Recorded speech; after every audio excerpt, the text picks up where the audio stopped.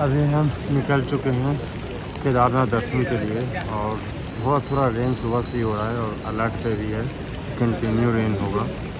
तो फिलहाल आप देख सकते हैं जितने भी लोग हैं, श्रद्धालु जितने भी हैं, सारे के सारे रेन कोट पहने हुए हैं और हमने एक डंडा लिया है ताकि इसको सहारे आसानी से ऊपर की चढ़ाई कर सके। और फिलहाल आधे घंटे से हम लाइन में हैं सोमो का, जो कि गौरी कुंड छोड़ेगा और गौरी कुंड के बाद हम चढ़ाई आगे का शुरू करेंगे, ट्रैकिंग आगे का शुरू करेंगे। चलो गाइस, आगे का आपको चीज़ें दिखाता हूँ, क्या रेन में क्या क्या स्ट्रगल होता है, क्या क्या प्रॉब्लम होता है और उसके अकॉर्डिंग क्या प्रिकॉशन फॉलो करना है, वो सारी चीज़ें आपको मैं गाइड करूँगा। गाइस, ये गौरीनाथ हम पहुँच चुके हैं और ये आप पीछे देख सकते हैं, यहाँ से 16 किलोमीटर का चढ़ाई है, ट्रैकिंग है ऊपर का। तो अभी हम यहाँ से निकल रहे हैं, सुबह का 6 बज चुके हैं और लाइन में काफ़ी सोमो का बहुत बड़ा लाइन था, इसके वजह से काफ़ी ज़्यादा टाइम लग गया लाइन से और यहाँ गौरीकुंड सोमनाथ से आते आते।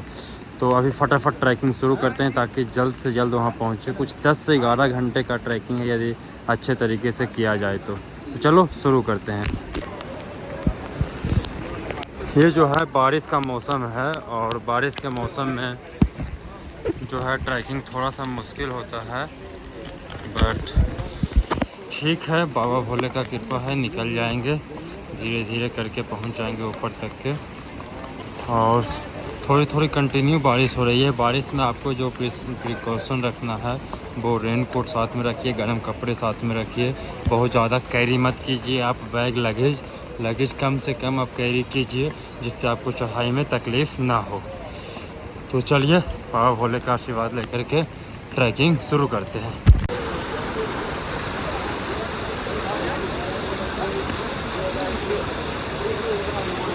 एकदम क्लीन वाटर है जो कि हमने पीने के लिए भरा है। और आप यहाँ से देख सकते हैं, यहाँ घोड़ा खच्चर आपको सारा कुछ मिल जाएगा। ये जो है गौरी कुंड है और यहाँ से ही मेन ट्रैकिंग शुरू होता है। तो हम भी यहाँ से शुरू कर रहे हैं। आसपास का आप नज़ारा देख सकते हैं, कितना भी पूरा का पूरा नेचर परफेक्ट नेचर है और आपको आने वाले आगे भी सेम ही मिलने वाला है। और क्योंकि बारिश हो रहा है तो इसके वजह से थोड़ा रश भी ज़्यादा है और थोड़ा सा मशक्क़त ज़्यादा है, बट होप तो भोलेनाथ की कृपा से सब अच्छा होगा। अभी लमसम 2 किलोमीटर का चढ़ाई हुआ है और नेचर आप देख सकते हैं, क्योंकि थोड़ी थोड़ी बारिश कंटिन्यू हो रहा है तो इसके वजह से हमें थोड़ा ब्लर भी देखने के लिए मिल सकता है। बट आप चीज़ें समझ सकते हैं कि बारिश में आप कैसे ट्रेवल करें और क्या क्या चीज़ें का ख्याल रखना है। आपको थोड़ा ख़तरा भी ज़्यादा होता है। पीछे आप देख सकते हैं, उन्होंने मेंशन करके रखा है, सावधान पहाड़ी से पत्थर गिरने का भय है, कृपया सावधानी पूर्वक चलें। तो बारिश के टाइम पे थोड़ा सा ज़्यादा ख़तरा होता है, पर हमें नहीं पता था क्योंकि पहाड़ का कोई भरोसा नहीं कब बारिश शुरू हो जाए। करीब हम आधा घंटे का चढ़ाई किए हैं और आधे रास्ते कुछ 1-2 किलोमीटर पहुँचे हैं, बाकी का चढ़ाई फटाफट से शुरू करते हैं। आप देख सकते हैं ये सामने एक बर्फ़ जैसा दिख रहा है, बर्फ़ का पहाड़। जूम करके आपको दिखाता हूँ, बैक कैमरा से आपको दिखाता हूँ। और यहाँ पे चढ़ते हुए मुझे दिखा काफ़ी सारे छोटे छोटे स्टॉल जहाँ पे आप खाने की चीज़ें ले सकते हैं, जैसे मैगी हो गया, स्नैक्स हो गए, रेड बुल हो गए। बट उसका प्राइस लगभग 2 गुना है, बिकॉज एक कूल हमने लिया तो 20 रुपीज़ का कूल 40 में दे रहे हैं और जो ये है रेड बुल है उसका 200 रुपीज़। तो ऐसा करके कॉस्ट थोड़ा ज़्यादा है, बट ऑफकोर्स पहाड़ की चढ़ाई के हिसाब से कुछ भी नहीं है, क्योंकि यहाँ पे चढ़ करके वो ला करके सेल करते हैं, तो इट्स नॉट ईजी टास्क। और आपको मैं बैक कैमरा से दिखाता हूँ, सामने आपको बर्फ़ का पहाड़ दिखेगा और जो वेदर दिखेगा वो भी मन मोहने वाली है। इस तरीके का कुछ रास्ते हैं और इधर आपको आसपास में कितनी खाई है दिख रहा होगा। और ये आप देखिए सामने, तो वो पहाड़ आपको दिखेगा जो कि बर्फ़ का पहाड़ है। उसमें बर्फ़ जमा हुआ है और हाइट पे जाएंगे तो हमें भी बर्फ़ दिखना शुरू हो जाएगा। जगह जगह पे इन्होंने लिख रखा है सावधान, भूस्खलन क्षेत्र, पत्थर गिरने का भय है, कृपया सावधानी पूर्वक चले। तो ये सारी घटनाएं यहाँ आम है और बिकॉज ये पहाड़ी रास्ता है तो इसका भरोसा नहीं है कि कभी भी कुछ भी हो सकता है। तो संभल कर यात्रा करें और बाबा भोले का कृपा बाकी बनाए रखे। जगह जगह आपको इस तरीके का रेस्ट करने का, आराम करने का आपको मिल जाएगा। जहाँ भी इनको स्पेस मिला है तो वहाँ पे इस तरीके से उन्होंने बनाया हुआ है। गाइस, आपने सुना होगा बाबा का ढाबा, और ये आपको बाबा के रास्ते में भी मिल जाता है। और यहाँ पर सजेशंस है कि आप मुंह से सांस ना ले हाइट पे चढ़ाई के टाइम। आप सांस जो है वो नाक के थ्रू ही ले, क्योंकि आपको थकावट महसूस होगा थोड़ा चढ़ाई करने के बाद। और ये आपको बर्फ़ का पहाड़ी जो है वो और नज़दीक दिख रहा होगा। ये देखिए, देख सकते हैं यहाँ पे एक वाटरफॉल के पास मैं अभी पहुँचा हूँ, काफ़ी 2-3 किलोमीटर ट्रैकिंग के बाद। और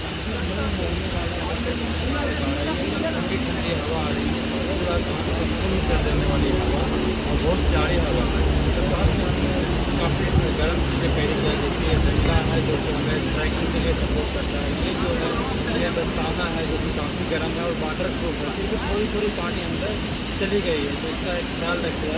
और अभी थोड़ी बारिश भी कम हुई है तो आराम से थोड़ा ट्रैकिंग अभी करने में मिल जाएगा। कुछ लोग तो रेन कोट उतार भी दिए हैं, लेकिन क्या कंटिन्यू रूप से बारिश हो ही रही है तो ज़्यादातर आपको 90% लोग दिखेगा जो कि रेन कोट पहने हुए हैं। गाइस, इस सफ़र में मुझे यहाँ पे एक शेल्टर होम मिला है जहाँ पे बारिश नहीं आती है, अच्छे से उन्होंने कवर करके रखा है।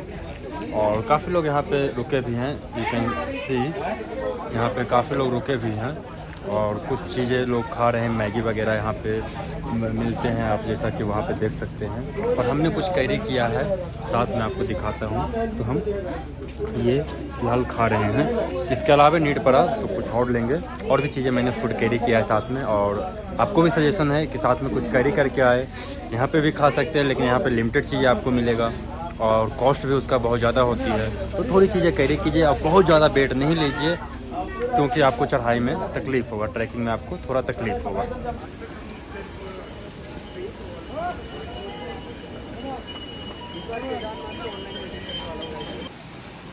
जी, आप देख सकते हैं बर्फ़ से ढकी हुई चादर, इन पहाड़ों में बर्फ़ ढका हुआ है पूरा, और ये इसी लेन में है।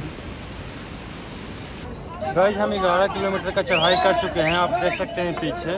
और यही उल्टे तरफ से देखें तो गौरी कुंड यहाँ से आपको 5 किलोमीटर दिखेगा। ये उल्टा दिख रहा है आपको, बट ये 5 किलोमीटर जो है गौरी कुंड दिख रहा है इधर से उल्टे तरफ से, और चढ़ाई की तरफ से 11 किलोमीटर। गाइस, सबसे ज़्यादा तकलीफ़ यहाँ घोड़े का है, जिसमें इतने एक ही रास्ते पे घोड़ा और इंसान दोनों जा रहे हैं, तो हमेशा खतरा बना रहता है। आसपास में सावधानी पूर्वक जाना है, जिससे दोनों घोड़ा धक्का दे करके चले जाते हैं। कोई पूछने वाला नहीं है। ये देखो घोड़े की हरकतें, खिलाते भी नहीं हैं ये लोग शायद। और ये वेदर देखिए आप, वाह। एक हेलीपैड है गाइस, जहाँ पे इमरजेंसी लैंडिंग होता है। अक्सर यहाँ पे नहीं उतरता है, बट इमरजेंसी हेलीकॉप्टर का लैंडिंग यहाँ कभी कभी होता है। और ये वादियाँ आप देख सकते हैं कितना प्यारा है।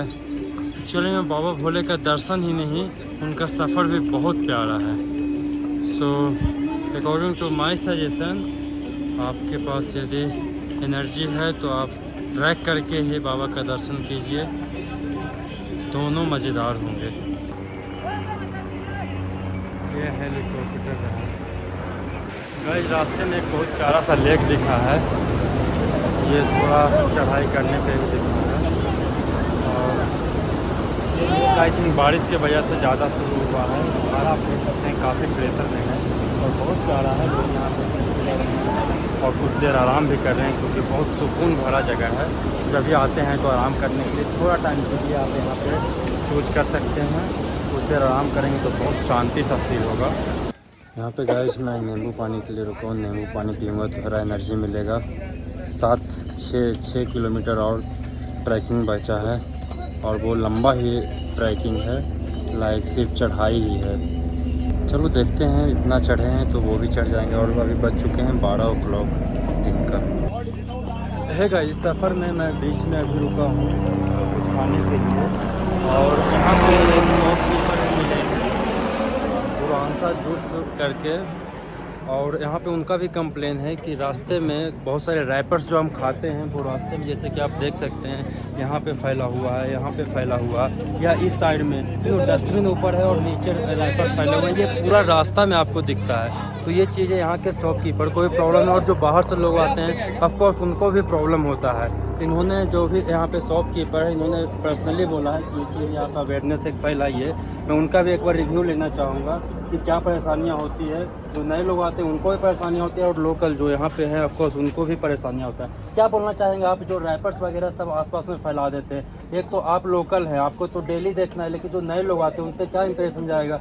और दूसरी चीज़ ये पूरे के पूरे नेचर है और नेचर के बीच में आप रैपर्स फेंकेंगे तो वो कई साल 10 साल तक की वो गलती नहीं है, तो वो ऑफकोर्स इन्वायरमेंट को भी नुकसान होती है। मेन बात है भाई, गंदगी फैल जाती है। जी जी, हमें तकलीफ होती है, लोगों को तकलीफ होती है।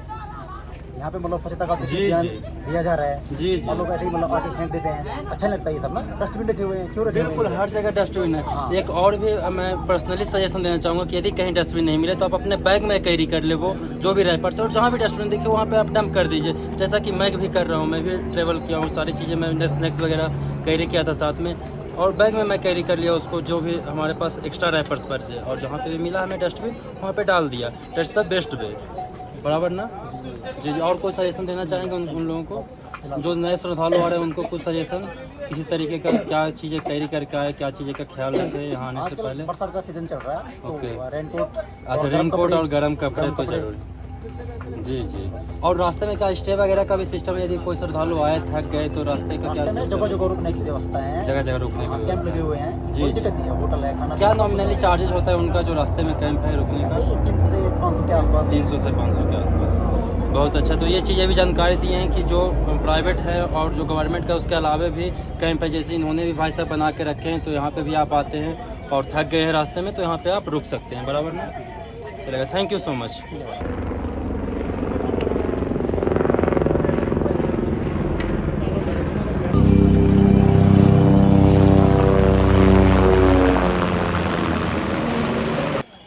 गाइस 4 किलोमीटर अबे हैं बाबा केदारनाथ के पास से और यहाँ पे आप देख सकते हैं पीछे हमारे ग्लेशियर आपको दिख रहा होगा।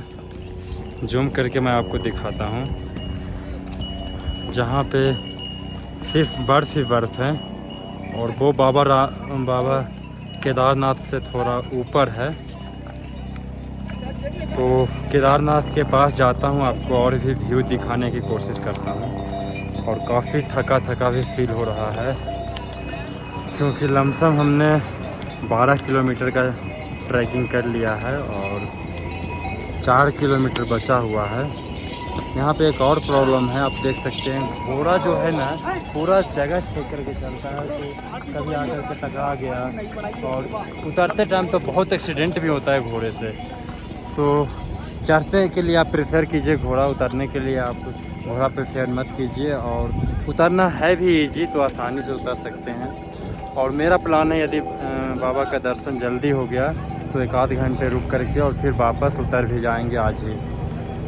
और सब कुछ अच्छा रहा तो काशीनाथ का भी दर्शन हम करेंगे। फाइनली गाइस हम पहुंच चुके हैं लमसम 2 किलोमीटर अवे फ्रॉम बाबा केदारनाथ और यहाँ के मानसून आप देख सकते हैं और मेरे आवाज़ से थकावट भी देख सकते हैं। बट भगवान के दरबार में आकर के सारा थकावट यूँ ही ख़त्म हो जाते हैं।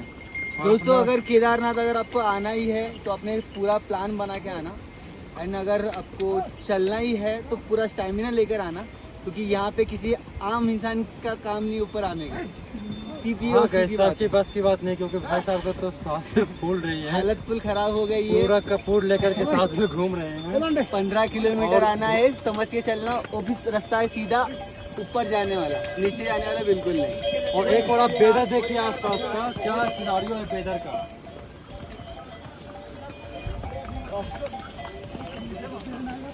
अगर अपनी हैसियत हो तो आप हेलीकॉप्टर कर लीजिएगा, पर्सनली सजेशन है। घोड़ा बिल्कुल मत कीजिए, बेचारे जानवरों के ऊपर आप बहुत अत्याचार कर रहे हो, तो प्लीज़ आप घोड़ा प्रीफर मत करिए। खुद में दम है तो चल कर आइए, वरना मत आइए। और इवन हम लोग रास्ते पे भी देखे 3-4 घोड़ा डेथ हो चुके हैं और उनको सब कपड़े डाल करके छोड़ दिए हैं। केयर भी कोई करने वाले नहीं है। अरे भाई मर गया है तो दफना तो दो कहीं। तो ये सारी चीज़ें गवर्नमेंट को भी इस पर एक्शन लेना चाहिए। बट हम एक ब्लॉग के माध्यम से आप लोगों तक पहुंचाता हूं, शायद गवर्नमेंट भी कुछ एक्शन ले इसके ऊपर, या तो बैन ही कर दो आप इस तरीके का घोड़ा का जो आप प्रचलन कर रहे हो। इससे बेहतर तो हेलीकॉप्टर का सिचुएशन है, वो बेहतर है इससे। चलो आप बाबा दरबार का दर्शन करवाता हूँ जल्दी ही, हमारे साथ साथ आप भी दर्शन कीजिए। Thank you guys. ऑलमोस्ट हम पहुँच चुके हैं, आप क्राउड देख सकते हैं यहाँ के। और यहाँ आसपास में बेस कैंप है जहाँ पे टेंट लगा करके और वहाँ रह सकते हैं। और ये लोग भी प्रोवाइड करते हैं कुछ रेंट दे करके टेंट, तो उस तरीके से आप रह सकते हैं। और हम लोगों को यहाँ बारिश ने स्वागत किया है।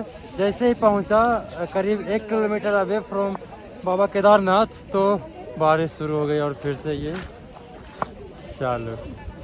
चलो कोई नहीं, बाबा का आशीर्वाद से जो होता है अच्छा होता है। चलो पहले फटाफट से बाबा का दर्शन करते हैं, फिर बाकी का चीज़ें। गाइस फाइनली केदारनाथ पहुंच गए हैं। जल्दी 100 मीटर बाद बाबा का दर्शन होगा। और ये मेरे पीछे आप देख सकते हैं, ये हेलीपैड है जिसमें हेलीकॉप्टर से जो भी लोग आते हैं उनके लिए है। और आई थिंक काफ़ी एक साथ में 4-5 हेलीकॉप्टर यहाँ पे लैंड कर सकते, इतना स्पेस है। और ये बाबा केदारनाथ के एकदम बाजू में है, बोले तो मुश्किल से 100 मीटर अबे फ्रॉम बाबा केदारनाथ। तो चलो फटाफट से जाते हैं, बाबा का दर्शन करते हैं। फिर आगे भूख भी लगी है तेज़, तो कुछ खाने का प्रबंध किया जाएगा। और फिर स्टे का तो कहीं ना कहीं कैंप देखना ही पड़ेगा। तो चलो वीडियो में कंटिन्यू बने रहिए। बाबा का दर्शन तो शायद नहीं करा पाऊँ, बाहर से आपको मंदिर दिखाता हूँ, क्योंकि अंदर शायद फ़ोन अलाउड नहीं है जितना मुझे पता है। गाइस यहाँ पे जैसे ही बाबा केदारनाथ का एंट्री गेट आती है, तो पंजीकरण के लिए रजिस्ट्रेशन करने के लिए बोल रहे हैं और टोकन आप रिसीव कर लो। इस तरीके का यहाँ पे नोटिस बोर्ड लगा हुआ है। तो हमने तो ऑनलाइन ऑलरेडी रजिस्ट्रेशन किया है, पंजीकरण किया है। तो यहाँ पे देख लेते हैं टोकन का क्या व्यवस्था है, क्या सिनारियो है और क्या करवाना कंपलसरी है। क्योंकि यदि स्टे करेंगे तो अभी भी हम दर्शन कर लेंगे और मॉर्निंग में भी दर्शन करके ही यहाँ से निकलेंगे।